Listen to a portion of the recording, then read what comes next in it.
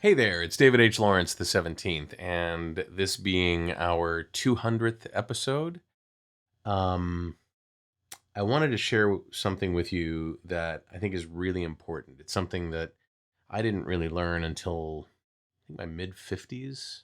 It's maybe 6 years ago.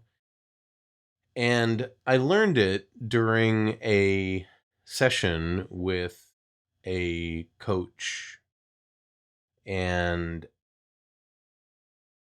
I was I was just stunned by it, and I want to share it with you in case it might be helpful to you. I don't know if you've seen the news this past week. I dig kicker stories. I think kicker stories are great.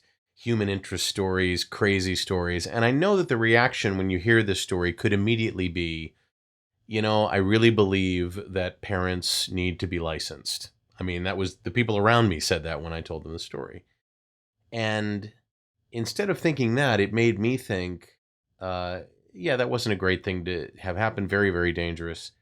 Um, but it reminded me of this thing that I wanted to talk to you about today. So this woman by the name of Janice Yeager was pulled over by cops in Dixon, Illinois, and she was pulled over. She's driving an Audi Q5, and she was pulled over because she had a swimming pool, an inflatable kids swimming pool on the roof of the car. And that was bad enough. It wasn't tied down, it was just being held there. And not by somebody from inside the car holding. Her two kids were on top of the car holding the swimming pool down somehow. And her reaction, according to the several different news reports that I heard and saw, was something along the lines of, what? I had to have them up there, otherwise the swimming pool would fly off. And, again, really? Is that possible? And this harkens back to that thing that I want to share with you today. I've made no bones about the fact that I didn't get along with my stepfather. I was sort of extra baggage that came along when he met my mom, and we never really had the kind of relationship that one would consider to be loving. He made it very difficult for me to go to college. I mean, there was a whole bunch of things that happened in terms of mental and sometimes physical abuse, not nearly as bad as some people have suffered. So it's not like I'm crying victim, but it just was. I hated him most of my childhood, adolescence, teenage years, young adult years. Just really, really hated him. And this came up in a session, again about 5 or 6 years ago, with a coach. And he led me through a process that I think is really, really valuable. And he let me in on some things that make all the sense in the world when it comes to people who do bad things, who do abusive things, who do good things, who do anything. And here's the deal: everybody has a menu of choices. Everybody has a menu of choices. You have a menu of choices. I have a menu of choices. Career criminals have a menu of choices. Priests, parishioners, scientists, chemists, moms, dads, kids, everybody has their own personal menu of options, things that they can choose from when any situation presents itself and requires some sort of action or reaction. And that menu is going to vary based on your knowledge and based on your experience and based on your attentiveness to detail and your level of engagement and the amount that you care and the amount that you've educated yourself or been educated. And this is the thing about the menus that we all have. When we choose an action, when we choose a reaction to a situation, we always, without fail, choose the best item on the menu, the number one, top of the menu item. And for some people, that menu item is a great reaction. It's a great response. It's a smart response. It's a thoughtful and caring response. For some people, the choices on their menu are so limited that number one choice can be horrific, can be terrifying, can be disgusting, can be just the worst. But that's the best they have. Lack of knowledge, lack of experience, lack of caring, lack of empathy, bad examples that were given to them that made them think, oh, this is the right thing to do. That number one menu item is always the menu item that people choose. And you ask yourself, well, what about serial killers? Yeah, their menu, number one item, kill, dismember, eat, whatever. It's crazy, but it's true. And when you think about the choices that you make in life, can you think of a time when you've ever said to yourself, what's the third best choice I can make? Let's go with that one. And it's not even something that you say out loud or say, in that voice that you hear in your brain. You don't say, okay, what's the best choice I can make here? You think to yourself, what should I do? How should I do it? And always implicit in that is, what's the best choice?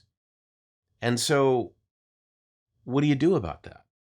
Well, you've seen people who've changed their ways. You've seen people who have gone into prison and come out better people, or gone into rehab and come out better people, or gone to school after not having had school. One of the disadvantages that my stepfather had was that he never finished, I think, the 8th grade. He had like a 7.5 grade, education. So he didn't have a lot of options. And I'm not making an excuse for him, because there are plenty of people who have that level of education that go on to do great things. They recognize that they need help. They recognize that they need better options. They need a better menu, and they go on. Sometimes they get it from jail, from prison, from getting the crap beat out of them, from being taken advantage of, fool me once, shame on you, fool me twice, shame on me, that kind of thing.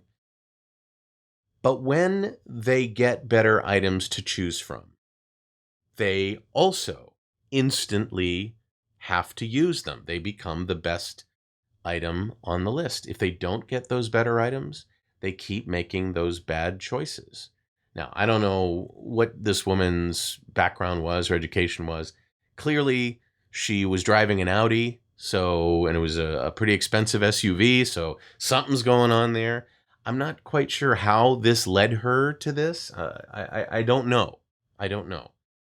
But it's made me sensitive to moments when it would be very easy to jump and say, oh, geez, what a jerk, what a crazy person. And I still do it.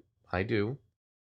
But I also think about the fact that everybody's working with their own personal menu, and that everybody immediately chooses the best choice they have on their arguably sometimes very limited menu. What's your menu like? What do you do when you encounter a new choice? What do you do when you encounter something that didn't work out so well for you, and you have to fix things? What happened?